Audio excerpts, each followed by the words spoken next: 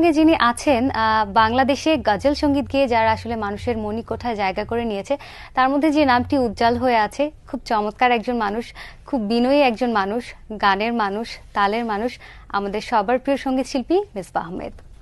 হ্যাঁ, শুভ সকাল। শুভ সকাল। কেমন আছেন? আলহামদুলিল্লাহ, খুব ভালো আছি।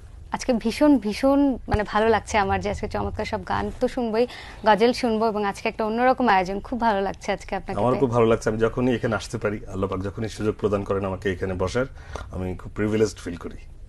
ভাইয়া, তো গজল সঙ্গীত তো আজকে শুনবোই। তো এই মাসটা তো আসলে আপনার জন্য অনেক একটা ব্যস্ত সময় আসলে বলা যায়। সব সময় ব্যস্ত থাকেন, একটু স্পেশালি এই সময়টা মানুষ একটু গজল বেশি শুনে। তো সব মিলিয়ে আসলে সময়টা কেমন যাচ্ছে? কেন এই মাসে কেন গজল বেশি শোনেন আপনারা? এই মাসে শোনেন না কেন? এটা আসলে হয়, কালচার বলে একটা ব্যাপার থাকে। আমি সবসময় দেখি যে এখন টিভি খুললেই আপনাকে দেখা যাচ্ছে যে কোনো চ্যানেলে। তো কেমন যাচ্ছে আর কি সব মিলিয়ে? ব্যস্ততা থাকার চেয়ে ব্যস্ততা থাকা ভালো, ব্যস্ততা থাকা ভালো, প্রোগ্রাম থাকা ভালো, তার চাইতে প্র্যাকটিসটা বেশি করা ভালো, সেটাই ভালো। ব্যস্ততা বাড়লে কিন্তু প্র্যাকটিসের ঘাটতি পড়ে।